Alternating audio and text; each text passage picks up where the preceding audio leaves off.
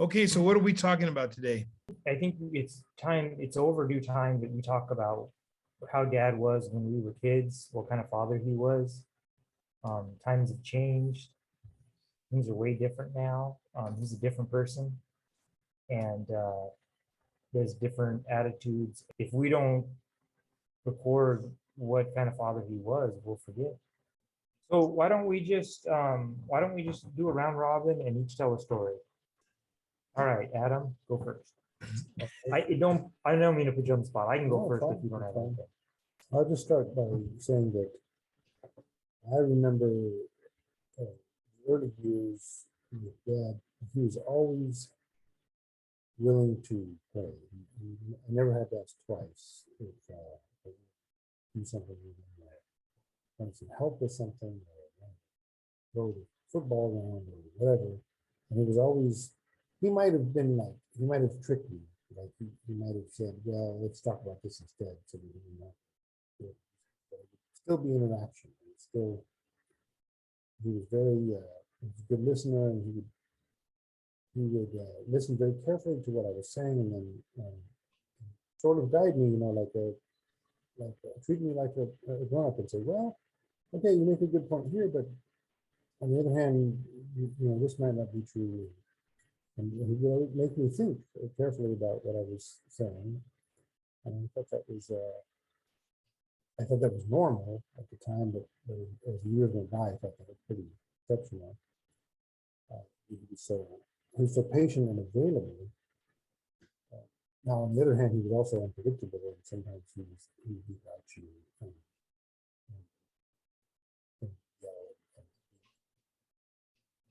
be a little unpleasant, but most of the time he was pretty relaxed. And I don't think he got really like tense in the way that I remember him being later until after he had the incident when he was 40, where he had a bleeding ulcer and fainted in class in the hospital. And after that, he was much more nervous, much more anxious. And then on top of that, later on, he was trying to stop smoking, and that did not make him more calm. But anyway, I thought he was a wonderful dad in that way. And he taught me, a lot of stuff, how to use tools, and how to, use the English language correctly, and how to take pictures. In the darkroom, spent a lot of time messing around with tools and doing little projects in the Yeah. Yeah, and he was a pretty handy dude. By the way, I don't know that he had a lot of confidence in what he did, but he was actually very good at what he did, and he doesn't admit it, but I learned a lot from him when it comes to building. And it's important to mention this because that really changed. Oh yeah. It's been a long time since he would bother to even try to. Yeah. 20 years maybe. Yeah. Yeah, it has changed a lot. Okay, is that it for your story for now? Yeah, I mean, I could think of some specifics, but I just think it's important to kind of start with that background. Mm-hmm. That is a good place to start. Okay, so I have a little story. One time I went to I was already in football, but I went to a JV game to watch, and I was sitting next to a girl that I was kind of interested in a little bit, and he comes up and sits next to me. And he just starts playing this game where he's pretending like he doesn't know me, but he's asking me questions about the game. And so he says things like, well, how come all those guys must be brothers out there? It all says Robertson on their back, they're, wow, this is just a family team, and so, just kind of giggling a little bit, and it's a little awkward, but it was kind of fun. And then And then he said, well, why are they fighting over that little pumpkin thing? If they would just give each team a pumpkin, they wouldn't have to do this. Sir, he's like yelling at the ref.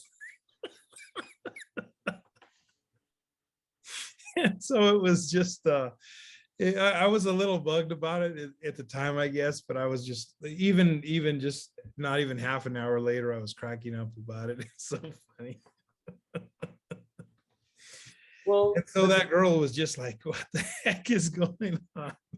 but you know, it surprises me that he, I mean, he let you off easy because he enjoyed embarrassing his kids very much.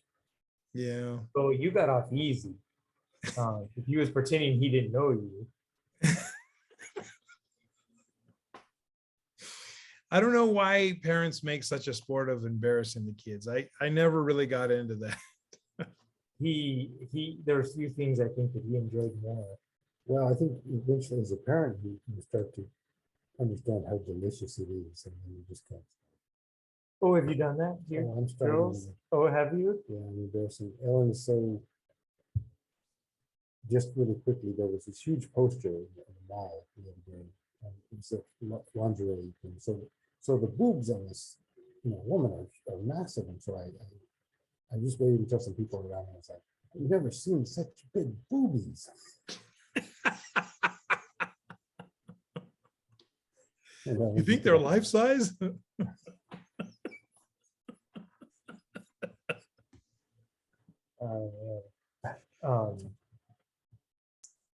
That that leads well into a story of Dad taking Sarah, Rachel, and I to Sonic. Oh, yeah.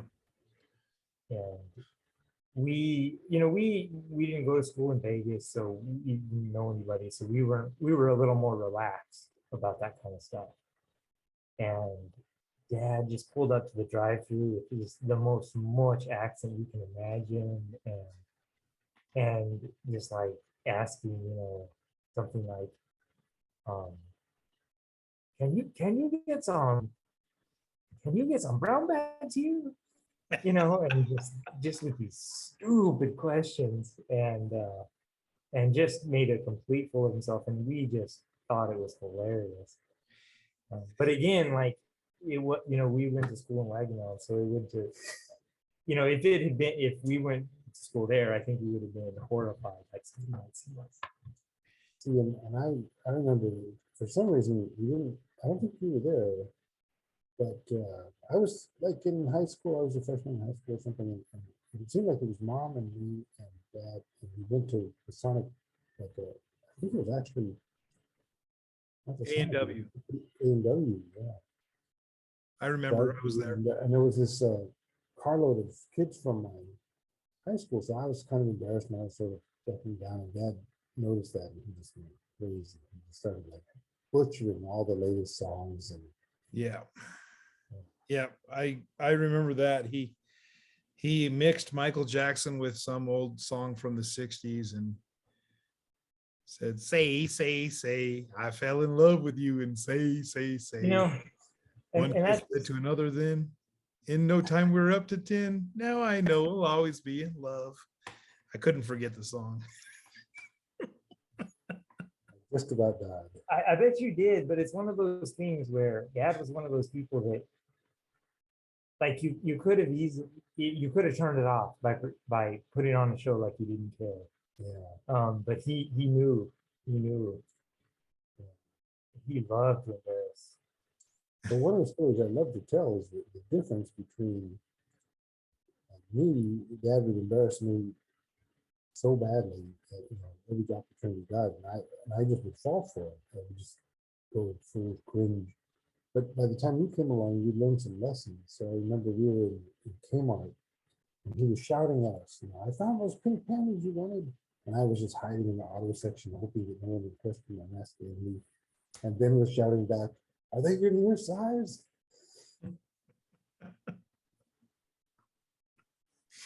But again, I had less to lose because I went to a different town, so I didn't know anybody. But Well, yeah, I remember he would always tell me and Adam, we need to check your balls. I think you left them in Anza Chico. And and we would freak out and say, get away from me and all that. But Ben would just say, okay, yeah, check them. And he said, no, you get away from me. I had completely forgot about Yeah, me that. too, me Yeah. too. He blocked it out.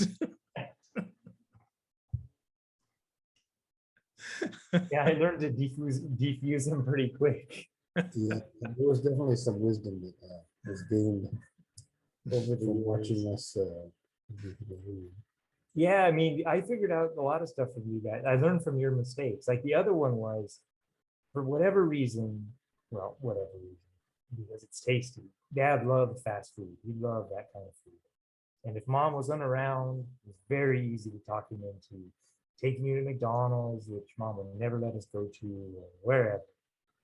And the other thing he loved is he loved if you were not shy. So basically, if you were willing to go up and order more fries, whatever, he would give you the money for it. All you had to do is go order it yourself. And so, I learned it's like, okay, yeah, I am a little embarrassed or shy or whatever, but I can pretty much have as much as I want um, if I order it myself. And so I got over that hump of being afraid to order stuff. That's cool. It's a good lesson. But I tried, but so then he gave me some money and I was gonna go and get I wanted a Buster bar or something. And I just got so flustered that I told the girl that, one Dairy Queen, please. And I just about died. I remember too hearing the story of you guys talking to dad about ordering something, and one of you said, what if they ask me a question? That became a big joke. Yeah. So who was it that said, what if they ask me a question? I don't even know. I don't know that that was even anything that was said. It was almost as though he made it up. You may have, how those stories go. I have a feeling it happened. It could have been me, it could have been you. I don't remember. But he latched onto it and repeated it in such a way that I just don't think he was pretty. There are many things that he talked about and teased us about for many years, and I think they were all based on it. Yeah, we might have. One of us might have said something like that to that effect, but it's not like, when you say it back, it sounds so much worse. You know what I mean? Like, maybe it was, I don't know. I feel like maybe something else was said, or what if they ask for something specific, or why? What my fear of ordering food was always like, well, why do you want that? Like, what would you say if they asked you that question? I mean, that's tough. It's just like, what are you going to do with it? That's basically the same question. What if they question me? What if I get some resistance? Any resistance would be just the worst thing that could ever happen to you. So another story about Dad, I remember from very early on. I was probably 7 or something. Was that we were in Santa Fe, and there was this place called, I think it was called Stuffy's or something. It's kind of sort of like a Twister. Dad was being very cocky and told the people that he wanted the hot stuff. Don't give me the stuff you give the tourists. Really very clear to them. Now, was he just feel like he was in a joking mood, or he like really wanted some hot chili? It was not a joke. And he made it sound like he had been gypped before. Like, every time I come in here, you give me ketchup and I want chili. And so they gave us our meals, and Dad was facing away from the counter, and he was just eating this burrito, and he just stopped talking, and he was just eating like a robot, just mechanically. I remember just tears were coming down his face. Sweating, he was just in misery, and all the employees were just craning their necks, to try to see his face, and coming around and checking out the progress. Why would you? Then I think he gave us money and like made us go and pay. And he Oh, just really? walked up like without turning around. I think it just shows through how much he's changed, because like now he would be the first to admit, man, this is really hot. Yeah. Oh, You yeah. know, but back then, just think, oh no, I'm not gonna let them get the best of me. You know? But I mean, that's just, it's asking for trouble. You have no idea what they've got behind the counter. You know, they might have some batch that they haven't been able to serve because it's brutally hot. Mhm. But now is the time to use it. So we suffered quite a bit for that. That's a good one. I like. I'm glad you remember to tell that story. I forgot about that one. Have we talked about Celebrity Sports Center? No, we have not. So what I remember about it is it was in Denver, and that they just had a massive amount of video games and bowling and that kind of stuff. And just hearing celebrity, it's like, hopefully the next words are going to be Sports Center, because I'm so excited. He took us a couple of times, and I'm serious, like maybe as many as twice. The first time we had a great time, and then the second time it was kind of a disappointment. I mean, I think there was a time he took just me for some reason. But I remember driving back with him, and it was just the two of us. But it was, it's one of these things that I think about now because it's so out of character. I cannot imagine that Dad was just sitting there reading the paper or watching TV, and then he saw an ad, and he's like, "Oh, you know what? I'm going to take my boys to this thing." I just don't know. I don't know. I will say this. I think that he definitely, one thing that made him very happy is when he saw that we were having fun.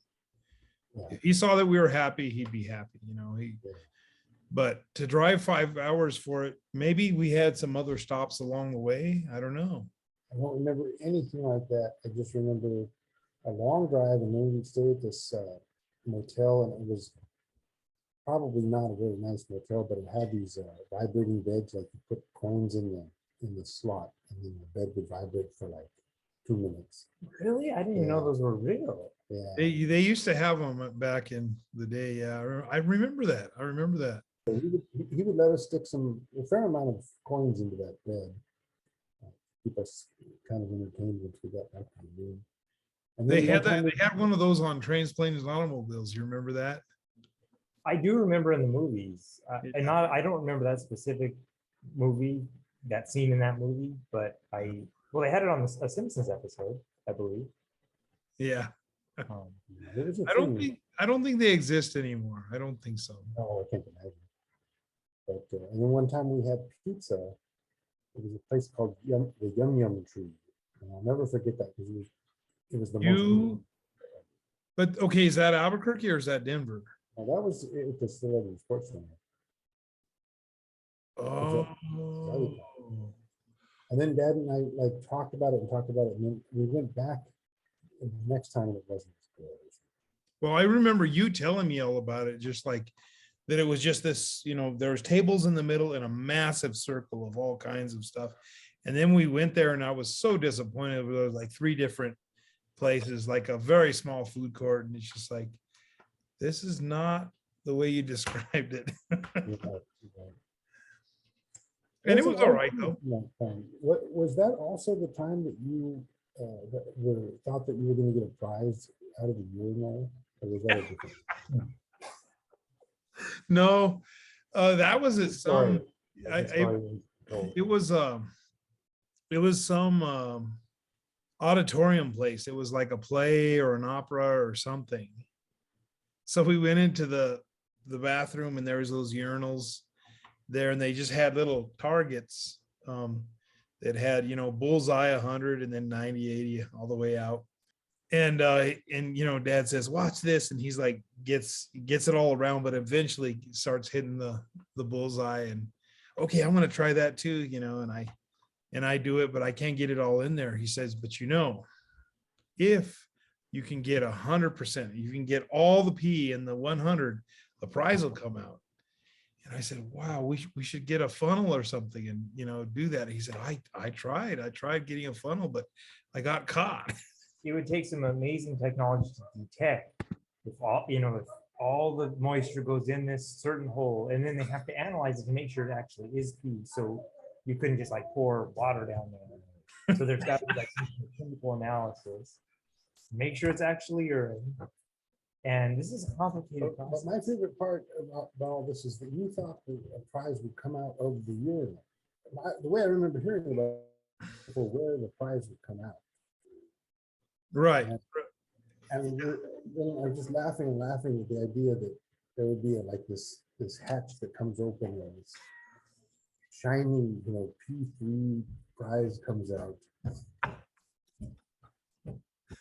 But I mean, okay, look, I know I'm a very naive guy, but man, to believe that story is you got to be really, really naive. I mean, Well, but you were just a kid. I mean, give yourself some slack. oh, I think it's hilarious. I think it's absolutely hilarious. And what about the chicken feet story? Well, and he would tell us that if you slept without your socks, that you'd wake up with chicken feet. I tried that with my girls too, but I did it the other way because I didn't want them to wear socks in their sleep. So I said if you slept with socks, you'd. And why did he want us to wear socks? Like, it's just so bizarre. Yeah, that's not comfortable. I don't know what's the big deal. Like, I think he was, I don't know, my guess is that he didn't care whether you sleep with socks or not. He was just messing with you. Your dad loved to mess with people. Just to see if they would believe it. So would they be, but here's the question, would they be regular sized chicken feet attached to your legs, or would they be like chicken feet but human size? I think And that's. would it be like a tapered, would your thigh get thinner like gradually, or would it just like suddenly get I smaller? think, yeah, I think kind of, like a cone style, just gradually from the calf down, like from the calf, it just goes, and then you have a chicken foot. Yeah. I mean, I think that's the golden question. We really don't know. We're never going to know. But I guess what I'm asking is, what did you think? Because you believe the story. So what did you think was what it would look like? Wait, you guys didn't believe it? Well, he never told me that. I really don't remember hearing this. I heard it from you. Oh, Yeah. okay. I guess I'm the only one who I was believes it. just like sleeping with socks, and he's like, okay, well, Adam's okay. I need to work on that. I don't know. Well, I thought, it can't be bigger. It can't be like a huge foot. It just has to be the same as any chicken. So just the ankle gets really, really tiny until it's like finger size, and then it goes out too. I'm not even sure which is worse. Like, but they're both pretty horrible. Yeah. Because it was like chicken-sized foot, and you couldn't walk on it. Yeah, it would just snap the second you got up. Yeah. I think we need to spend the rest of the time talking about the chicken feet. There's some issues here that need to be cleared up. Okay, but getting back to the celebrity sports center thing, it was fun, and we made some memories, but I don't remember him being involved with what we did. Like, it seemed like he gave us some money, we bought some tokens, we were running around playing mostly skee ball, and he was probably just like hanging out somewhere drinking some coffee or something. It wasn't like he was playing alongside us. At least I don't recall that. Well, occasionally he would put a quarter in a game and play it himself, but it was so rare. It was so rare. I was just going to say that he took a lot of time observing others. Yeah. Like, we were watching some guy play, and he was really good at skee ball, and he kept hitting the 40, 40, 40, but he was very consistent with it. It wasn't the highest score, but he kept hitting that. And I remember we would talk about it as maybe a technique to use or whatever, but He did like to talk about strategy like that. That would be something he would like. yeah. But he didn't actually like to do it that much. I remember he spent a lot of hours building the fence outside the house, and he would come out with a giant cup of iced tea. Yep. Put it on the fence and, be hammering or whatever, or drilling so that he could put bolts through and sometimes move the fence a little bit, and the tea would spill, and he'd say, "Oh, rats." He spent a lot of time on that fence. I remember he would. I was very, it was thirsty. I was thirsty, and it was hot, and we would be out there, and so I would ask him if I could have a sip of his tea, and it was just tea. It's the most disappointing thing a child can experience. So I complained. I said that tea is not very good. It has a very slippery taste. So, and he really took that to heart. Like, he really seemed like personal injury that I didn't like tea and that I thought it had slippery taste. So when he would make it stronger and stronger and stronger, and when he would make me taste it, he'd be like, is it still slippery? Does it still have a slippery taste? And he made it pretty strong. And I was probably like running around like a crazy person because of all the caffeine, but he did find a brew that was pretty strong. I remember that too. I remember it was a big tall sip cup and burnt a lot of ice. And I remember taking sips, and I remember by the time I came along, it was good. Well, Especially on a because hot he day. added more and more sugar, you know. He emptied up quite a bit. I actually originally, I think the first time I ever tasted tea was at the cruise ranch. And I thought it was just not good. You know what I mean? Like, you're right. Like, when you're a kid and you taste tea that's not sweet, you are disappointed Oh yeah. every time. But then once I learned, if you add some sugar, you can make it taste a lot better. Yeah.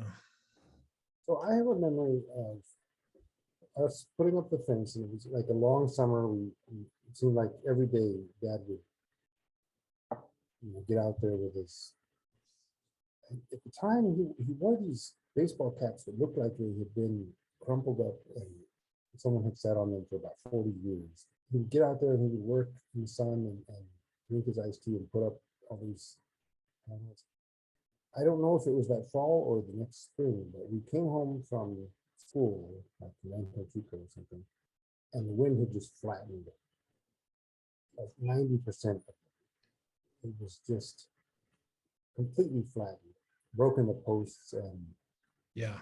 it was disappointing to me, but I can't imagine how upsetting that must have been to someone who had spent the whole summer putting these things up. And I don't remember him throwing a big fit about it. But No, I don't either. It's weird. I think it's just something, it must have been therapeutic to him just to be by himself, to work on the fence. And it was such a pain, back then, like the tools that they had, like you had a drill, but it wasn't variable speed. And he was actually putting bolts through the 2x4s, carriage bolts with nuts on the other side and holding a wrench. And, it's just, that's a lot of work, man. That's a lot of work. You can do it so much faster nowadays. And then, we were digging post holes manually. Oh God, that's the worst part. That's the worst part about it. Just, and the rocks at the campground are just unreal. It's just 90% rock. And a lot of that ground laughs at the post hole diggers. oh yeah, it would completely damage those post hole diggers. And then I think he had to dig all those again and then put a different kind of post or something. I think the problem was there wasn't any gaps in the fence, so the wind had nothing to escape through, and he used untreated posts or something. So Yeah, he originally had used some round ones that they just rotted so fast. Now you can buy those pressure treated pine. They tend to warp a lot, but they're kind of strong, and they won't rot, man. It takes a long time for them to disintegrate. in my memory, he put up the fence again, and we helped, but it was kid help. It wasn't consistent, and then it was pretty solid for many years. Of course, Yeah. they were ready to finish. Yeah, but there's always been maintenance here and there to do in problem areas, but Now, what do you remember about his office? oh gosh, well, Mortimer Hall was just such an old building that had 3 staircases. I believe it had, one on either end of the building and then one in the middle. And just 2 stories, and all the offices were a good size, I guess. And then there was maybe 2 restrooms, a male and a female on top, and then 2 on the bottom, and maybe 1 conference room on the upstairs and 1 in the bottom stairs. It was very basic. Yeah, there were some classrooms there. Do you guys remember the way that building smelled? Yeah, I think I do. Oh yeah, thinking about it just kind of brings memories. I remember they had those crank windows that would come out, and I would throw stuff out of his office and then go down and get it. Thought that was so fun. So you remember that office? I do. I do.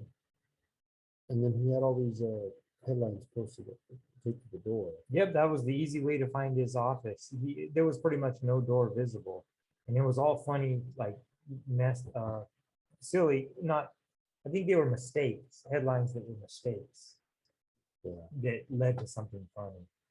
And a picture of that door now would be, It's just sad that I'm very grateful that he was such a camera bringing kind of guy. If we would go camping or whatever, if you saw pictures of him, he always had a camera around his neck, pretty much at all times, which was great. And those days are certainly over.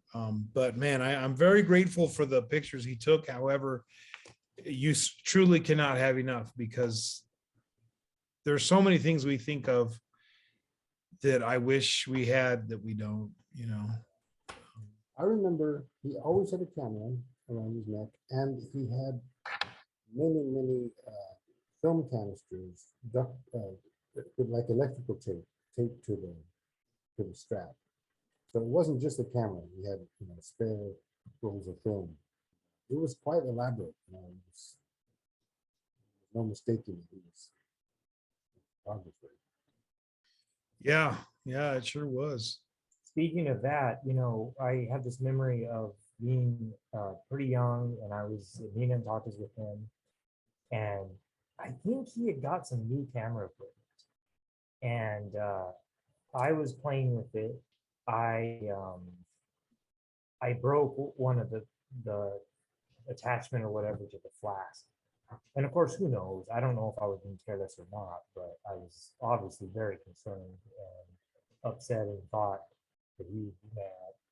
I kind of tried to hide it, but we figured it out, and I kind of started to cry, or I think a few tears started to come out, and he just hugged me and just told me that it wasn't a big deal, and it was fine, and that I shouldn't worry about it. And oh man, that was such a relief, because I was Yeah. really afraid, and he was just so gentle that way, just so gentle. It could have been. I think a lot of dads, even me, would maybe get pretty upset over something like that. But he just made me feel really good, and didn't feel out of it at all. Yeah, a lot of times the anxiety as to what's going to happen is a lot worse than what actually does when that kind of thing happens. And I think I experienced it both ways. I expected it worse, and sometimes wasn't as bad, and sometimes for out of the blue, it was just like, oh my gosh, oh man, this is a Yeah, much. and I know, obviously, I wouldn't have been that concerned if I wasn't aware that, he may have gotten mad about it. Yeah. Because there were times he did get mad, but he knew well, I don't know. Obviously, we all had different childhoods, but I think he knew when to be gentle and when not to be. With So me, there was this one time that I think the 3 of us were with Mom. We went somewhere. We drove up into the driveway. As we were coming home, Dad was painting the house, and all of a sudden he was just gone. He was on the ladder. He was up on the ladder, and all of a sudden he was just gone. So we got out of the car real quick, and turned out he had fallen off the ladder, and he was still on the ground, but he was getting up and he was okay. So that night we went to Nina's, Dad's mom and Dad, and he was telling them the story that he was painting and he fell off the ladder. And Nina says, uh-huh. And he said it was about a 40-foot drop. And Nina says, uh-huh, uh-huh. And of course, I didn't say anything, but later on, I said, you said it was a 40-foot drop. And Nina didn't even notice. Oh my gosh. A 40-foot Be drop. aware that was not the world's greatest listener. So one story I tell my girls on a regular basis is that Dad was smoking, and he was smoking in the house, and there were lighters everywhere. Lighters were the standard stuff. It was like a four. So it was not hard to take one and he didn't notice. And I took one to school, and I showed my friend. So of course the teacher saw, and then I came back to, and they made me empty my pockets, and I tried to pretend that I didn't know what they were talking about, and empty the wrong pocket, and blah, blah, blah. But of course, they got down to business, and so then naturally a phone call was made, and Dad met us in town, and we got back from town instead of not meeting us in town, which is the normal. So I figured, okay, well, I'm just dead, I'm just, that's it for me. He's just going to take me straight to the police station and hard labor from here on out. And he took me for a little walk around the old Safeway. And he didn't raise his voice. He didn't say anything. He just gave me the world's most convincing guilt trip. And he said that, I was precious to him, and that he would just be, his life would not be worth living if anything happened to me. And what we were doing that was right next to these huge propane tanks, and it could be an explosion, and his life would be over, and that was it. He didn't even answer. I don't think he even asked me if I was going to do it again. He just left it at that. So that was pretty effective. I didn't do that for a couple of weeks. I didn't even know about that. I hadn't heard that. Really? I hadn't heard that story either. That was a Okay. good one. I'll say this, I think he was a very different father to me. I think he was a lot easier on me than on you guys. He didn't spank me. I don't think he spanked me nearly as much as he spanked you guys. And I was better behaved, but that's besides the point. Anyway, but when we would talk, he was great to talk to him, but he didn't really give me a lot of feedback. He liked to ask me questions, but he really let me think what I was going to think. And I always admired that, because when I'm talking to Henry, it's very difficult for me not to try to direct his thought and say, well, what about this? And try to push him in the direction in the direction that I think. But Dad was amazing at just letting me have my thoughts, and not trying to guide me, and not trying to, wouldn't you rather like to be this career instead of this career, or whatever it was. And I think that's exceptional for a That's father. interesting, because it's kind of the opposite of what I was saying. Mhm. I don't think I mean that he was trying to direct my thought. It was more that he was catching any flaws in my thinking. But at any rate, it's a very interesting thing that what works for me might be completely different. Because I like the attention, and I felt like he cared about me because he was really thinking carefully about what I said. But you like the freedom, not feeling like you were completely in his thing. Which makes sense. Yeah, and also just not being judged. I didn't feel like even when I said, I told him, I remember I told him plenty of stupid things, and he went ahead and just let me think them and let me figure out on my own that those were stupid. He didn't tell me, I do think that both Mom and Dad were really good at not directing us in terms of any kind of political or career aspirations. I remember no incidents in which I felt discouraged from one or the other. And I even remember asking them, like, do you think I should pursue this or this, and mom would just answer, whatever makes you happy. It should be something you like to do. A lot of kids don't have that. Yeah. Another example is that I remember I was probably in my 30s and I had changed jobs, and Dad was asking me about it, and I told him that I'd gone to this interview and it just didn't go that well, and I just told them, well, we're wasting our time here, and these numbers are not, we're not on the same page. He was horrified. He was just visibly upset that I would do that because I had a job offer, but I was just walking away from it. And it didn't matter that by the time I got home, they there was a message on my machine, because this is before cell phones, saying, okay, you got yourself a deal. That didn't matter to him. He just came from a generation of people who, you get offered a job, you take it and keep it, and you do it, and you do not question it, you do not rock the boat. Now, remember, that's also from Nina. That's partially Nina, because Nina believed that no matter what the job was, you get it, you stick with it, and you never quit. It doesn't matter the job. Yeah. And that's because Nina grew up in times where jobs were hard to come by. Back in those days, you were lucky to have one, and that was your option. We're lucky we live in the time that we actually do, as employees, we actually do have some stuff. Well, and it's not even, it's oranges and apples. You have a specialized skill versus just, coming in from the ranch and saying, I need some work, that you can't compare those two. So of course, she needed to take the job and make it work. But our situations are different.